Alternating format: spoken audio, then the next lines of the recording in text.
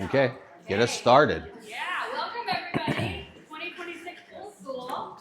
I'm going to get started right away and turn it over to Rupert. Rupert works for Haviland. He'll probably tell you a little bit more about himself. He's been in the industry for a very long time. He worked for our company years ago and decided that being a rep for Haviland was a better fit for him. And he's just been a tremendous resource to us through the industry. So Rick is going to touch today on basic water balancing, and he's going to highlight one of our absolute favorite products, which is Supreme Plus. So if you're not on Supreme Plus, you're going to learn a lot about this great product and how it can make your life a lot easier. So I'm going to turn it over to Rick. Okay. 30 minutes and the air horn. Okay. Thank you everyone for coming out. So we're just going to touch on some basic water chemistry things, one particular product. So water chemistry, your water balance. These 5 things actually are taken into account to maintain and keep your water balanced. And in the order of importance of how much they affect the water balance, pH is number 1. When you leave here, that's one thing you understand. If you can control that, you eliminate 100% of the problems you'll ever have in your swimming pool or hot tub. Second is water temperature. Third is calcium hardness. Fourth is total alkalinity. And then total dissolved solids. Okay? So pH is actually the power or potency of hydrogen. It basically is measuring the acidity of the water or the basicness of the water.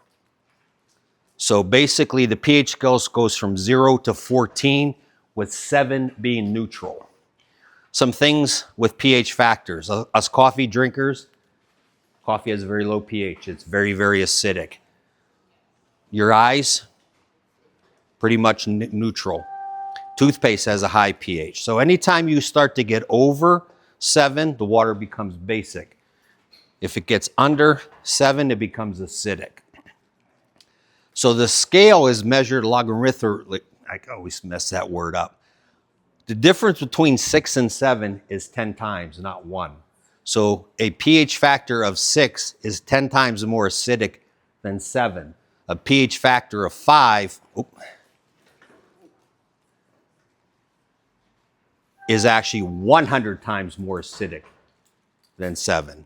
And we go upward, 8 is 10 times more basic than 7, and 9 is 100 times more basic than 7. How many people have a salt generator on their swimming pool here? Okay. I'll touch on why the pH is always high with those. I love them. I installed my first one in 1994. They're great. So the ideal pH for pool is 7.2 to 7.6. I give you time to write that down.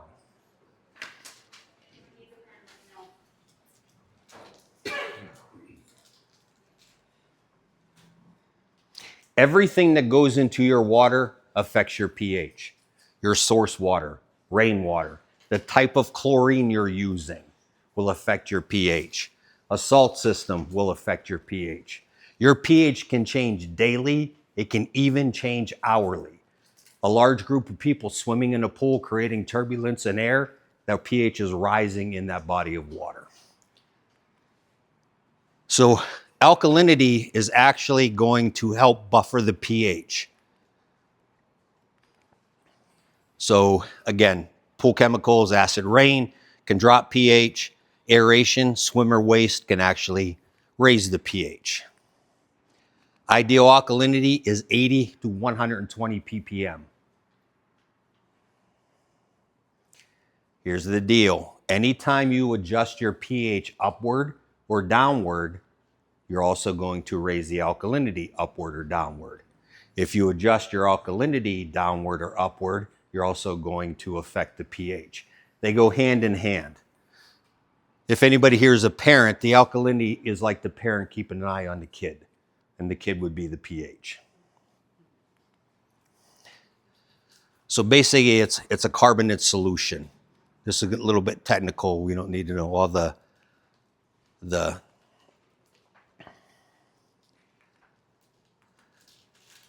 So this product here, Supreme Plus, is sodium tetraborate. It was developed by a gentleman named Don Gervin back in the 80s.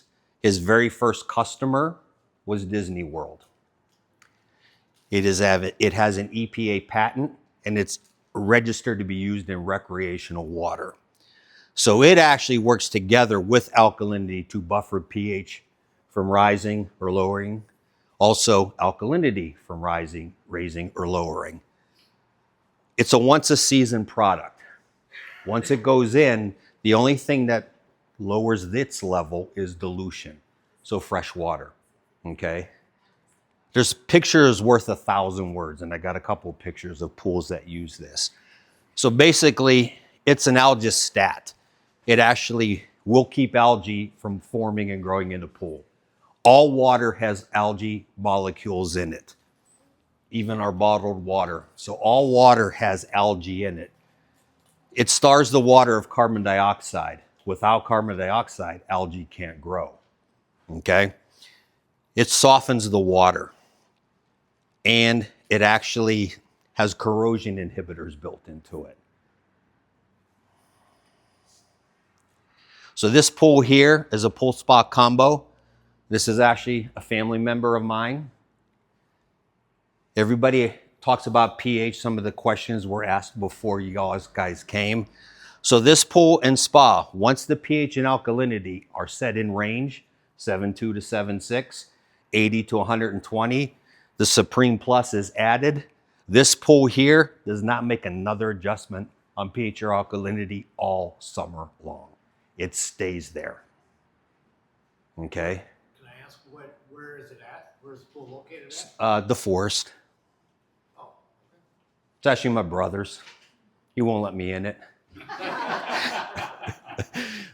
So basically, that's what this product does. And again, if you can control the pH, pH affects your water chemistry the most. It causes the most problems. Scale buildup. The main cause of that is pH. Second is water temperature. So it locks into pH and alkalinity. This is a friend of mine, Paul. Go ahead.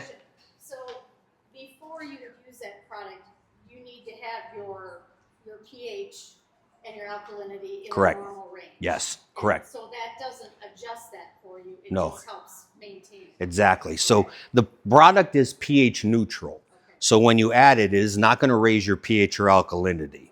We have an original formula called Supreme.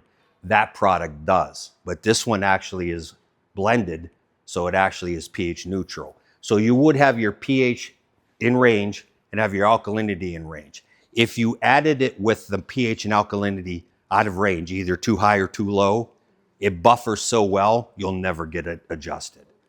Okay? This is a friend's pool, Did he use it for the pool and the hot tub? Yep. He uses it for both. You can use it for Yep. either. Yeah. So he has a pool spa combo.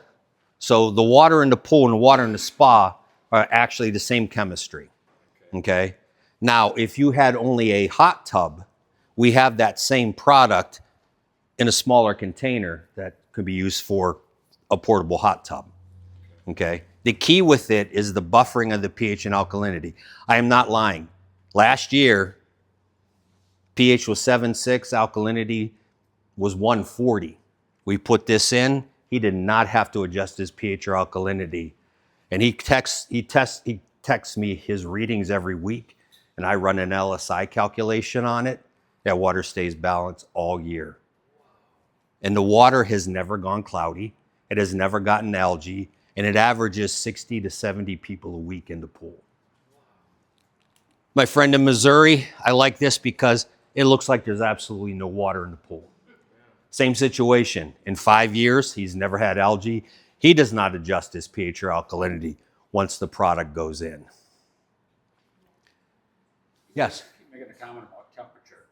What's the best temperature? To keep water. Whatever you want it. So So water temperature does affect your balance, okay?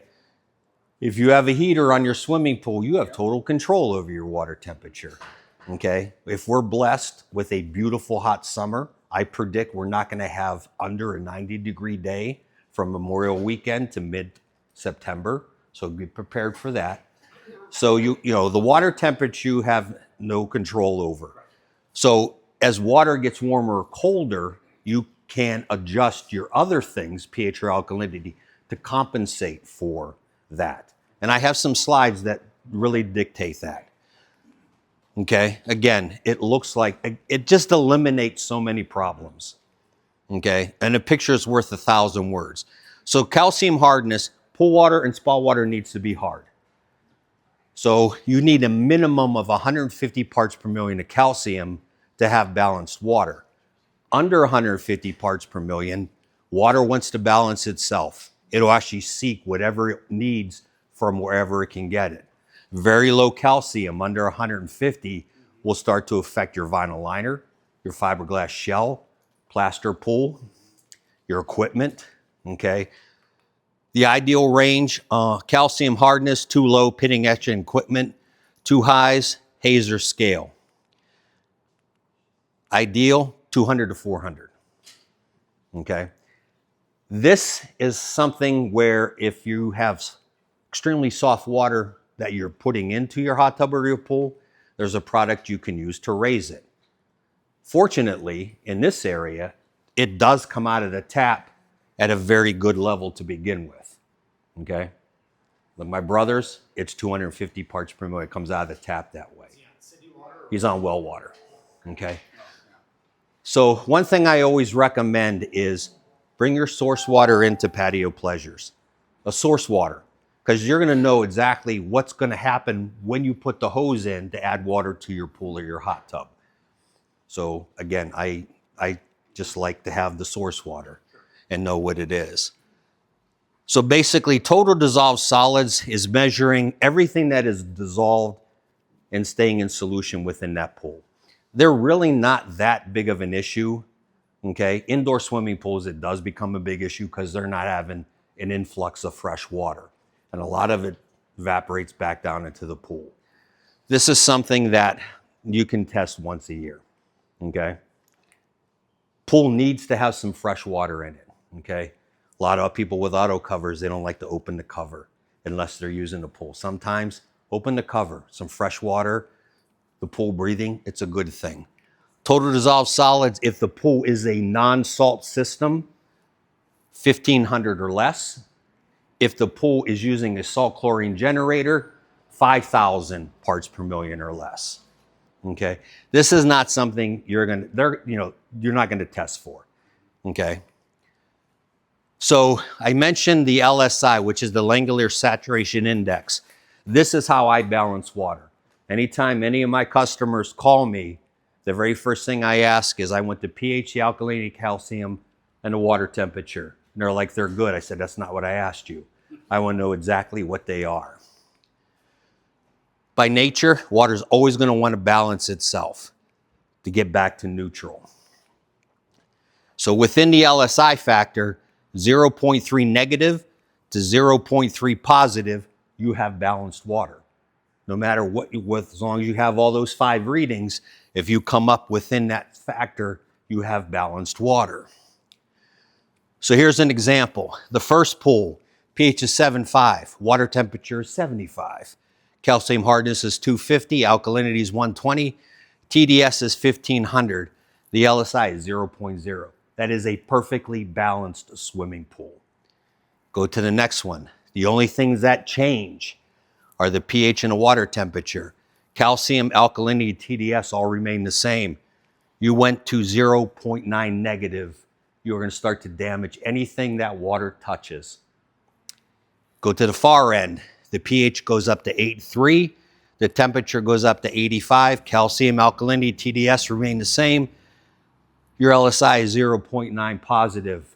You will start to form scale on your equipment, and you will start to form scale on the swimming pool.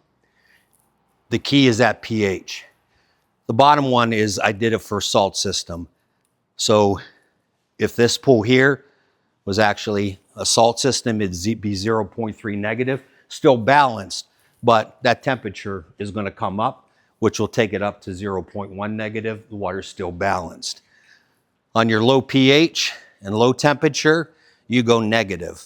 I've actually seen this situation damage a pool liner over the winter where it wrinkled it completely. And on the third one, it's still over positive. The key is the pH. If you can control that pH and keep it 7.2 to 7.6, no matter what else happens with your temperature and the other readings, very good chance you're going to remain absolutely balanced. And that product does it. I don't know what 5 seconds of wisdom is. So how's my time? You got 14 minutes left. Oh man, I'm way ahead of schedule. Okay, so sanitation is what is killing bacteria within your swimming pool. That would be a chlorine tablet, your salt generator. It's producing the chlorine to sanitize and disinfect the water. Oxidation is something that needs to be done. Okay, everybody thinks shocking the swimming pool, you do it once a year. My brother's pool and my friend's pool, they oxidize once a week. And because they're both salt systems, they use a non-chlorine shock because their generator is producing the sanitizing chlorine. So you actually have free chlorine is hypochlorous acid. That is the chlorine that is free and available to sanitize and disinfect the water. Couple things, 6 out of 10 adults admit that they urinate in a swimming pool. Every single person has a fecal amount on them the size of a peanut. All this puts a demand on the chlorine. So how this works is, could you throw me the test strips? So your free chlorine, once it's killing anything within the body of water, it converts from a hypochlorous acid into a hypochlorous ion. If you've ever gone to a hotel swimming pool or a public swimming pool and has that very high chlorine smell, that is not an overchlorinated swimming pool. That is a pool that has too much combined chlorine buildup in it. There's liquid shock here. If we take a bottle of that, take the lid off and smell it, doesn't smell like chlorine. If you stick your finger in it and smell your finger, it smells like chlorine because it's killing bacteria and it's converted into the hypochlorous ion, which is a chloramine. So basically, the easiest way to explain this is you have free chlorine and you have total chlorine. And I highly recommend these test strips because you do test for both. Your free chlorine and your total chlorine should be the same number, no more than 0.2 ppm difference. So if you have a free chlorine level of 2 and a total chlorine level of 2, you're good. If it's 5 and 5, 6 and 6, 1 and 1. What happens is as there's demand put on the chlorine by bather use and pets, your free chlorine will go down. Your total chlorine goes up. That's used up chlorine. You don't want that in the water. That's where regular oxidation comes into play. I did one of these seminars in Missouri, and the owner of the store gave a printout.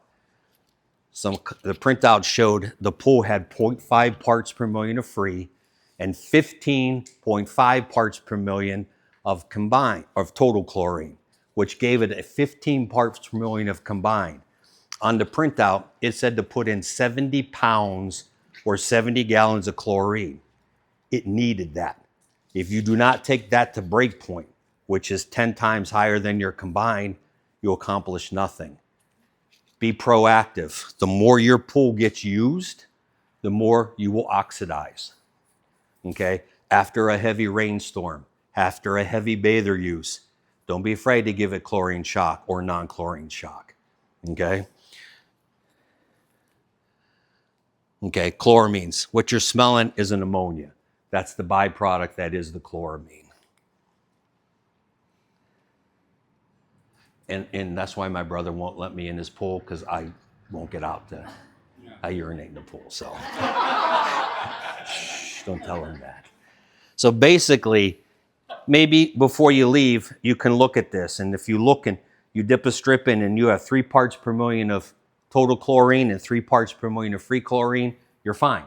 You don't have to do anything. But if you dip that strip in and you have 5 parts per million of total chlorine and 1 part per million of free chlorine, you have 4 parts per million of combined chlorine. To get rid of that, you have to take the free chlorine level in that body of water to 40 parts per million.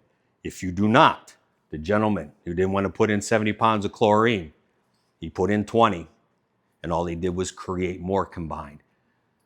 The easiest thing about chloramines is proactive with oxidation. If you use your pool once a week and you're the only one using it, you will oxidize less often. If you look like the party pool. Okay, so you guys have a lot of bathers in your pool over the course of the week. Then you actually do it every week. My brother and my friend, every Sunday night, they oxidize the swimming pool. Okay, the easiest thing to control the combined chlorine is regular oxidation. The easiest thing to do to keep your water balanced and keep that pH and alkalinity locked into place where you might not make an adjustment all summer long is the Supreme Plus product. Supreme Plus, you add it once a season. Okay, now you might have to add a little bit more depending on how much fresh water goes into that swimming pool. If you get a lot of rain, if you have a lot of splash out, the recommended range is 30 to 50 parts per million. Patio Pleasures on their testing lab, they can test that borate level. I recommend you only test that once a month once you have it set, and then if for any reason it went below 30 parts per million because of a lot of fresh water going in, then you can add another amount. Not the first dosage, but a smaller amount to get back up to that 30 to 50 parts per million. What's the starting dose per 1,000 gallons? 2 pounds per 1,000 gallons. You can do 3 pounds per 1,000 gallons. My brother and my friend, they do the 3 pounds because they do add a lot of fresh water.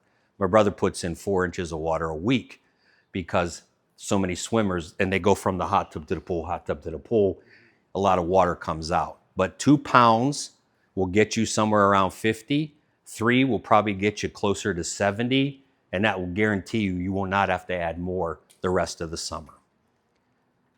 You swim in that water, it feels different. It's soft, it's silky. You can see the clarity that it uses. He uses another product they both use a product called Microfloc Clarifier. That just takes out particles and makes that water polished. But the Supreme Plus, its buffering capability, your pool won't get algae. If you maintain your free chlorine level 1 to 3 and run your pump and filter, you won't get algae because it stars the water of carbon dioxide. I've always told my dealers, if you put a customer on Supreme Plus, if they maintain chlorine 1 to 3, run their pump and filter and circulate their water, if they ever get algae, I will give you the stuff to kill that algae bloom. In 7 years, I've never had to give away anything. Knock on wood. So, any questions? Yes? You said this was developed in the 90s and Disney was the first one? I think it might have been the 80s. 80s? Don Gervin. I started selling it in the 90s. Okay, so how is it? Has this been here before?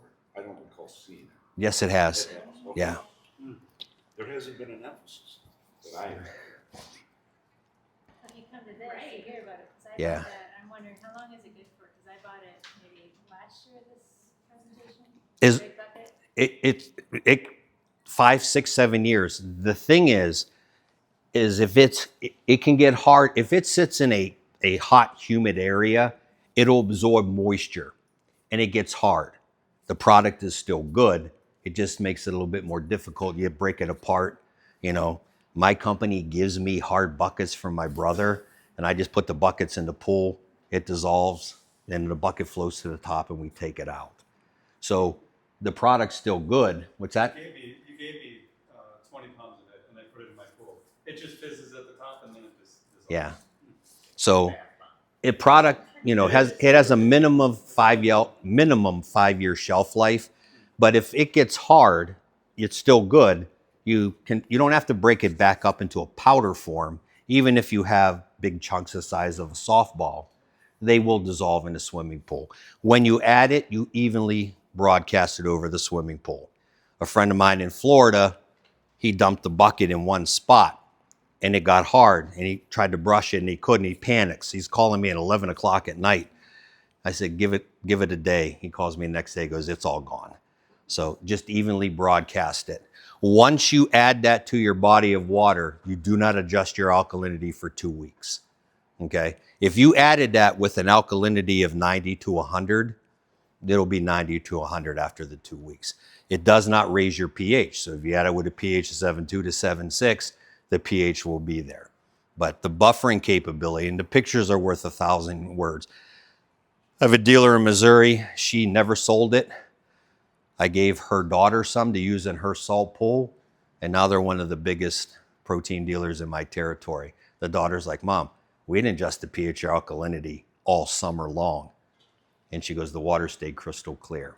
Okay. How's my time?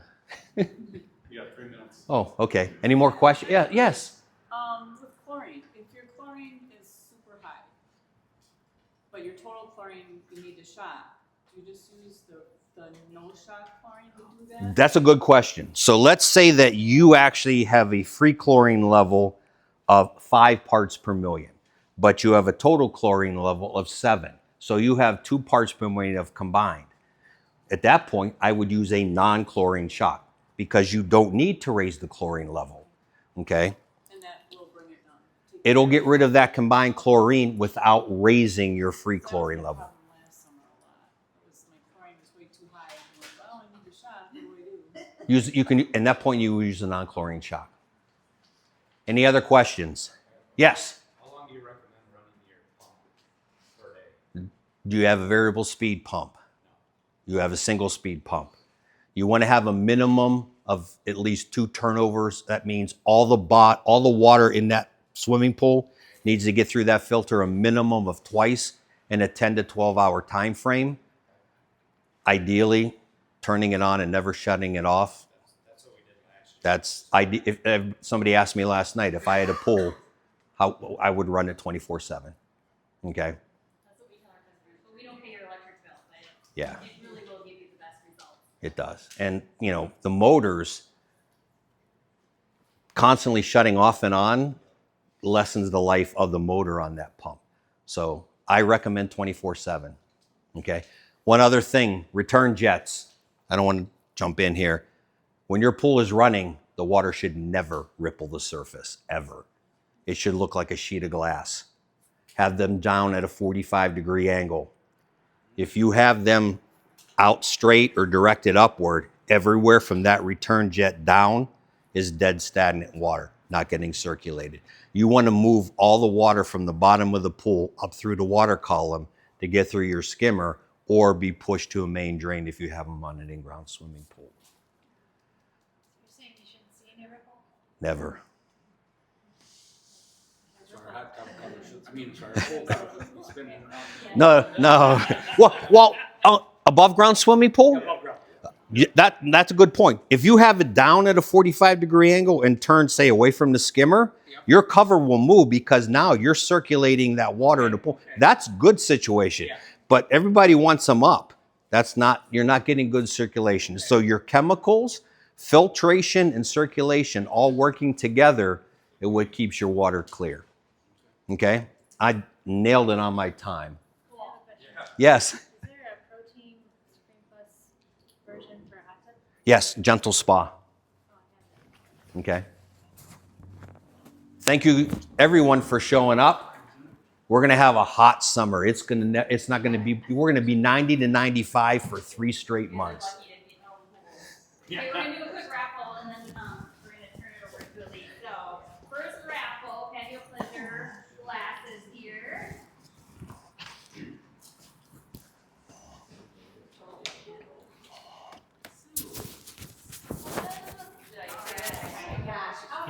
Hey!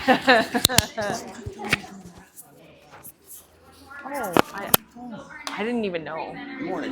No, I'm not in charge. She works for our company. She's known as the Water Whisperer. She's phenomenal. If you've worked with her, you know this already. She will be touching on this product, but we are going to raffle off one right now as well. I thought they were introducing me. Tanner? They're raffling off stuff. Oh, okay. Well, yeah, I thought they were introducing me, but they were saying, oh no, Elise is going to talk about this product later, but we're raffling off pool first date or something like that, yeah. Yeah, I know, that's what I thought too. And so Elise, I'm gonna turn it over to you. Okay. Elise is gonna be talking about preserving your sanitizer. How's it by going? using some support products to make your life easier, to make pool ownership more simple. And so I'm gonna turn it over to Elise to talk about a few products. And there's supporting documents in your bags for all the products that we talked about tonight. And also, all attendees get 15% off tonight with no minimum if you guys choose to buy anything. I just want to mention that before we wrap up at the end here. So take it away, Elise. Hey everyone, thanks for coming to Pool School. We're happy that you're all here. I work a lot with customers, both over the phone, text messages, emails.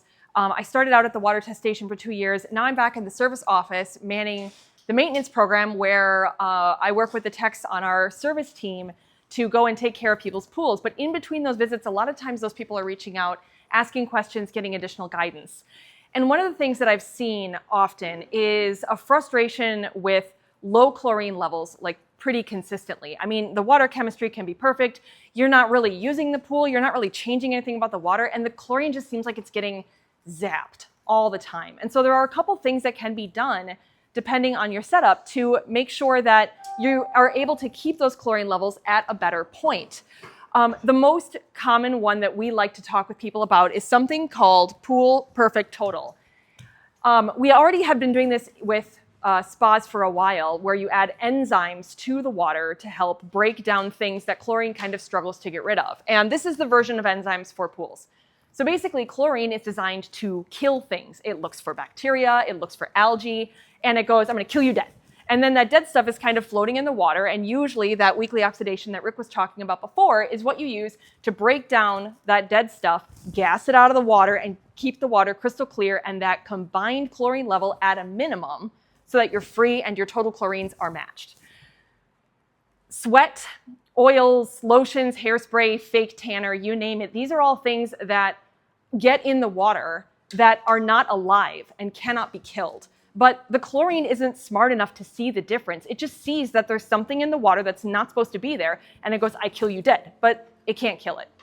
So then you have your chlorine getting zapped up by stuff that it can't even do anything about, and it's all just sitting in the water, and you have no free chlorine to work with, and then the algae starts to come forward, and suddenly your pool is green. So enzymes love stuff that isn't alive. They love to eat sunscreen. They love to eat sweats and lotions and makeup and hairspray. And so they do the same thing to these products that the chlorine is doing to the algae and the bacteria. So if you put in a capful of this once a week into your pool, just toss it in, it goes around and it finds all that stuff in the water that would otherwise kind of be taking up all of the energy your chlorine has, breaks it down before the chlorine even sees it, so that the chlorine can actually do its job. And you reduce the chlorine consumption in your pool just with one capful a week of this stuff. It's also really good if you have a tendency of getting like scummy water lines, especially after like pool parties, and you're sitting there with a brush for like half a day and you're like, you know, this will break it down for you chemically. So it's a really great way to get your weekly routine to be less labor intensive and for your chlorine purchases over the year to be less.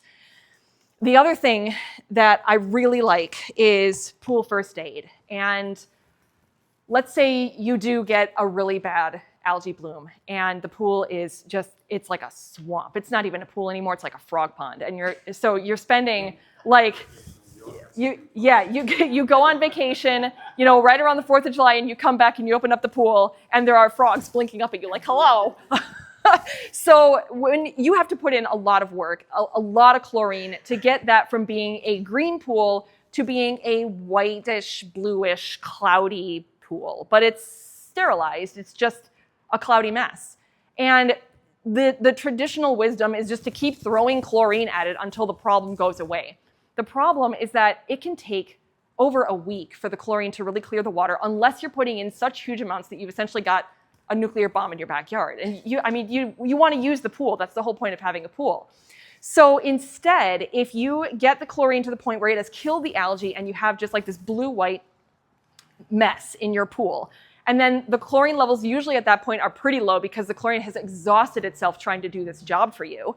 You put in this enzyme, which goes through and in 48 hours, whether your pump is running or not, grabs all that hazy stuff, breaks it down, and gasses it out. And you're left with a clean pool that is clear, that you can then get your, your pucks or your salt to chlorinate properly again. People can swim in it while this is active in the water. It doesn't hurt anybody. And you have a swimming environment much more quickly than you would if you were constantly keeping your chlorine levels at 10 to 15 parts per million to try to get rid of the haze. So it's a really great problem solver, especially when you get to that point where you're like, I've already sunk 7 days into this, and I'm gonna blow this thing up if I have to put in another week's worth of work. Like, I'm done. The other thing that I wanted to talk about, we don't actually have here because it's not a chemical, but I'm in the service office and I'm a nerd, and I felt like I needed to bring this up with people. If you have hard plumbing with your pool, a really great way to reduce chlorine consumption is UV. Basically, it's like a tube that's about this big around, and it has a port at the top and a port at the bottom that you use to add it into that circuit of water that's going through your system. And there's a bulb inside, and the bulb emits UV radiation. UV doesn't necessarily kill the algae that is always in your water, like Rick was talking about before, but it does sterilize it so that it can't reproduce. And that is a very effective way of keeping your pool from turning green.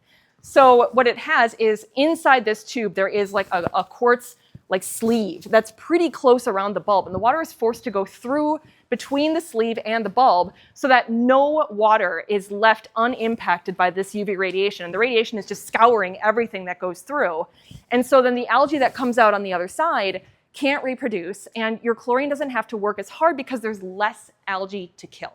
So that can also be a really effective way to reduce your consumption. And once you have a UV system in, it's pretty much takes care of itself. Every handful of years you have to replace the bulb because it burns out, or you have to replace the quartz sleeve because it gets tiny little fractures during the winter and it cracks and you got to swap it out. But other than that, I've seen people cut their chlorine consumption in half by using a UV system. So it can be really helpful too. So that being said, what questions do people have? Yes?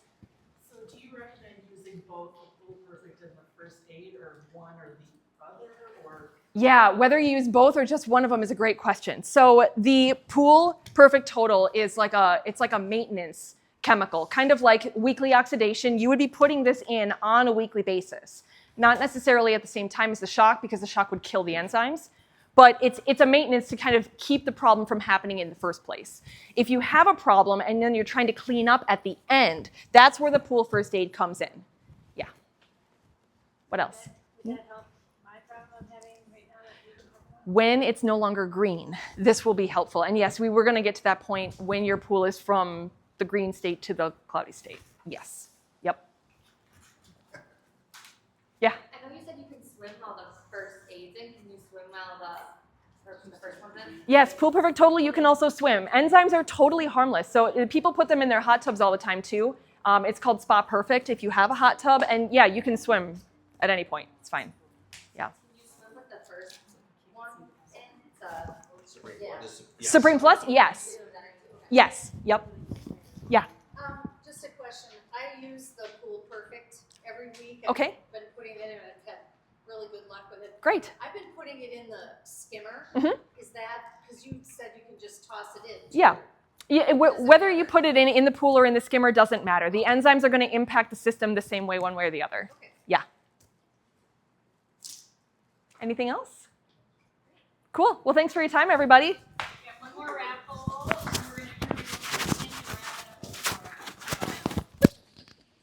And we're gonna turn it over to Kim.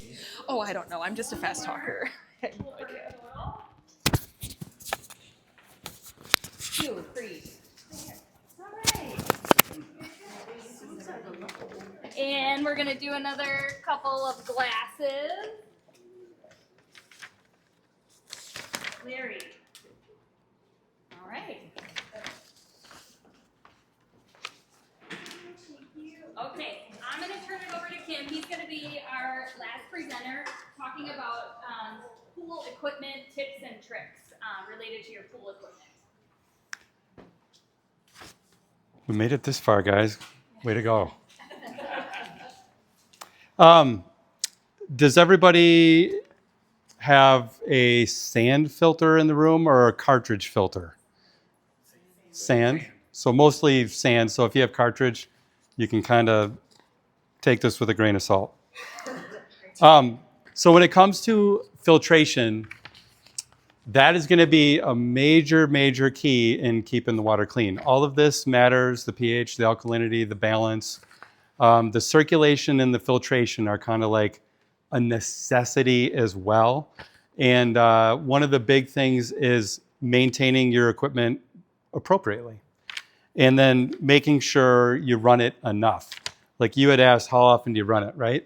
So with your pump running 24 hours a day, you're turning over a lot of water. You're probably turning over, 50 to 70,000 gallons a day, right?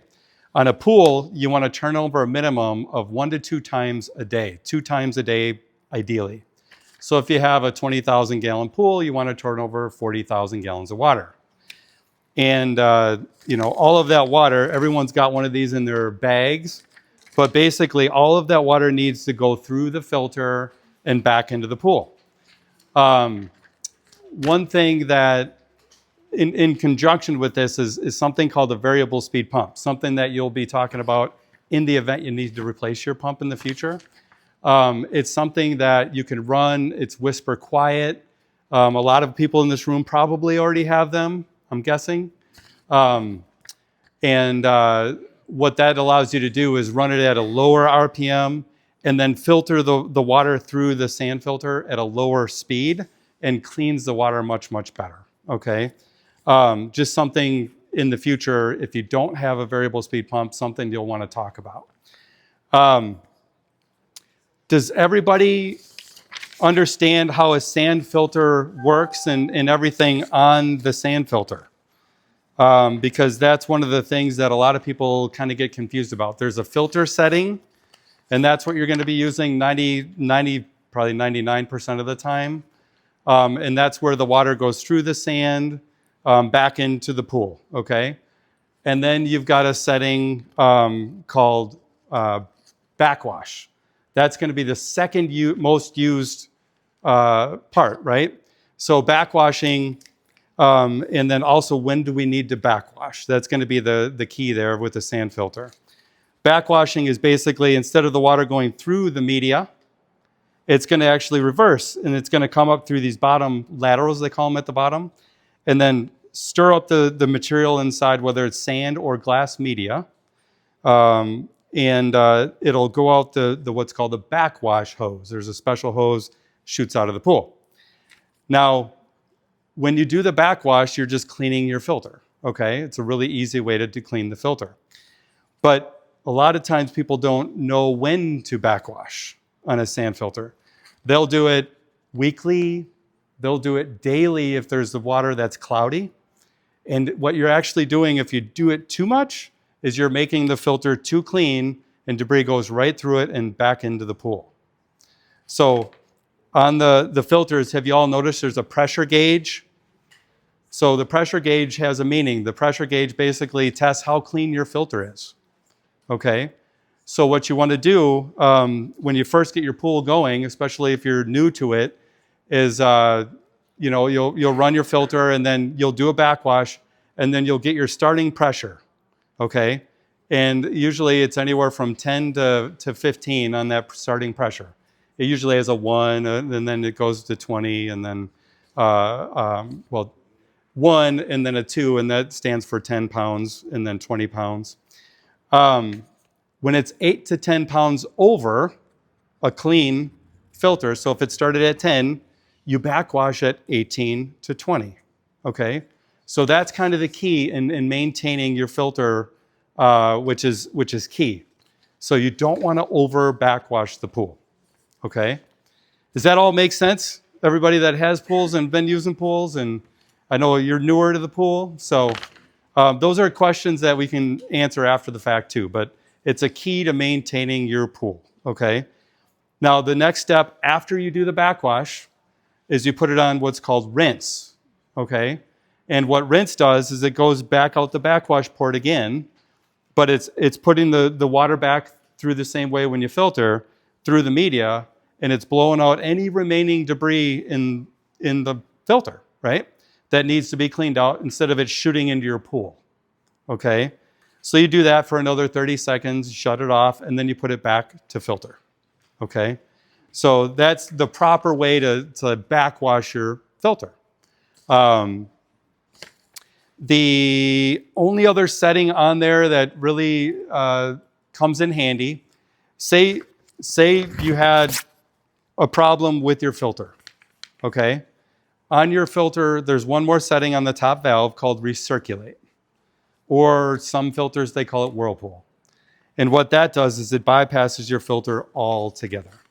So in the event that you had a problem with your filter tank, say it was shooting stuff into the pool, something happened on the inside and it cracked. You would put it on whirlpool or recirculate, and then you can keep the water circulating until you get your filter fixed. Okay. Any questions on the filter?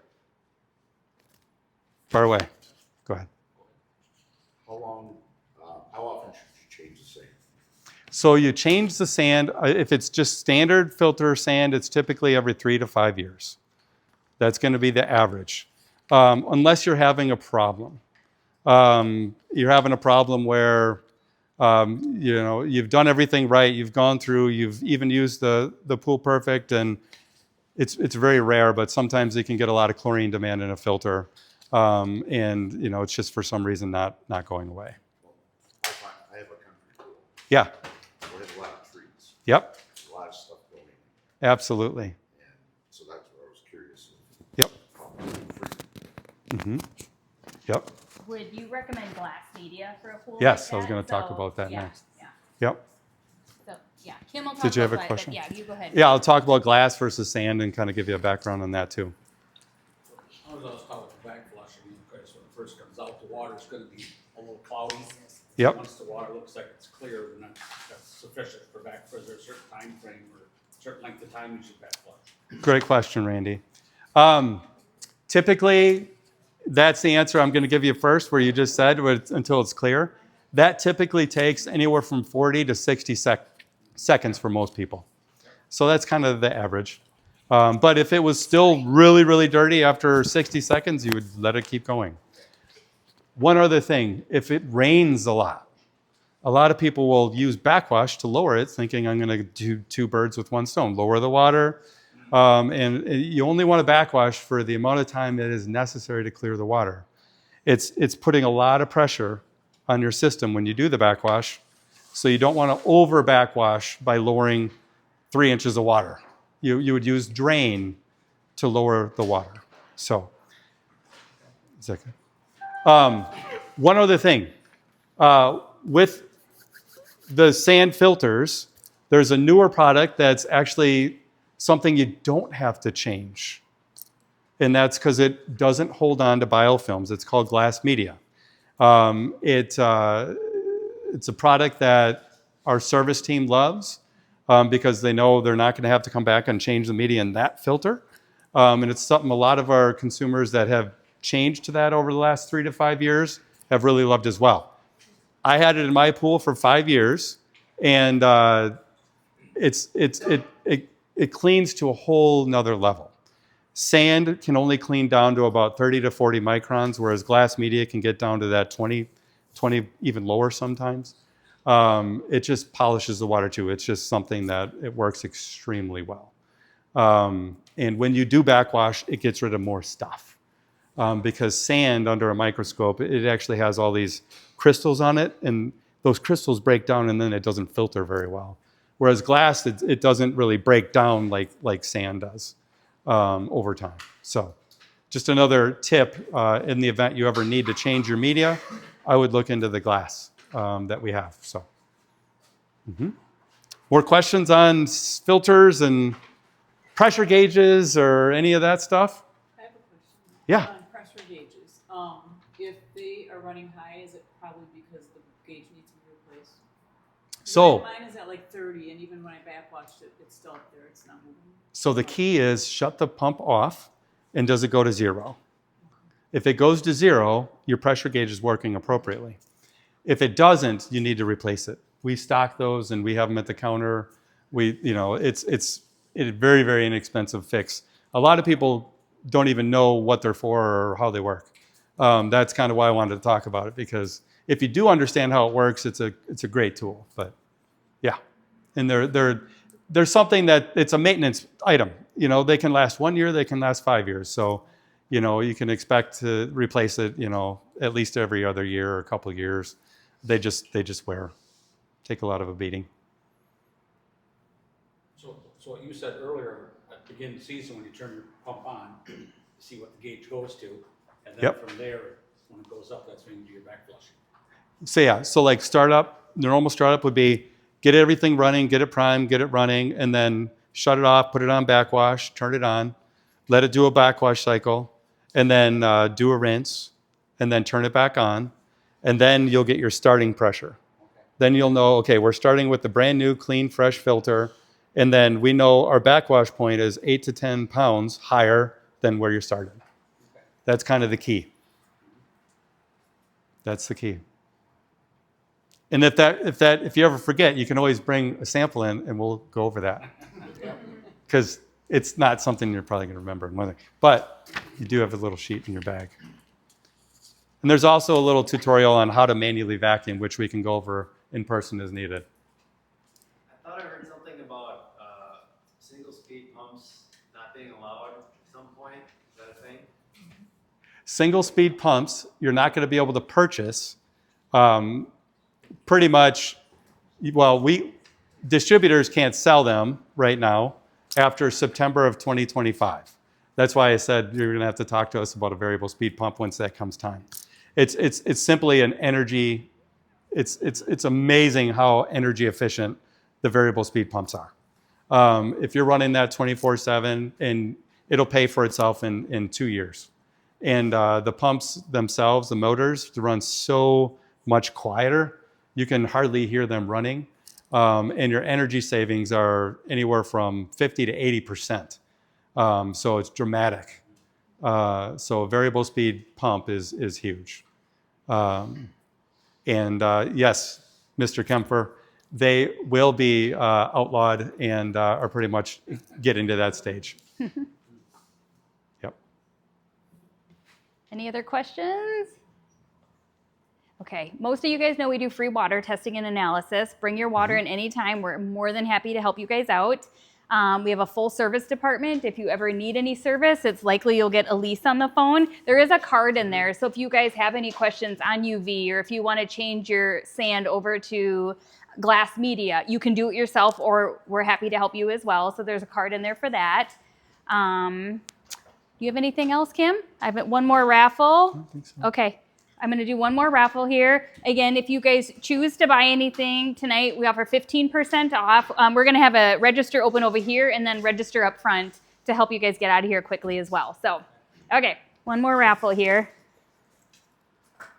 Dean Helwig. There you go. Okay, thank you.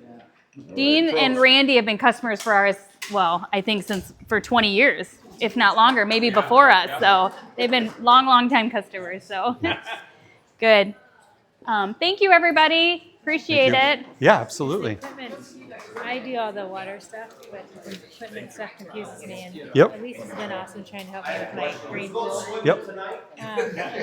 So she Whose pool's open? I'm coming over. Oh, thank you. I'll take it and get rid of it for you. Thank you. I couldn't find anywhere that gave me a boost option, so I pushed this up from 4 to 10, and now it's at 20. But is there a spot in here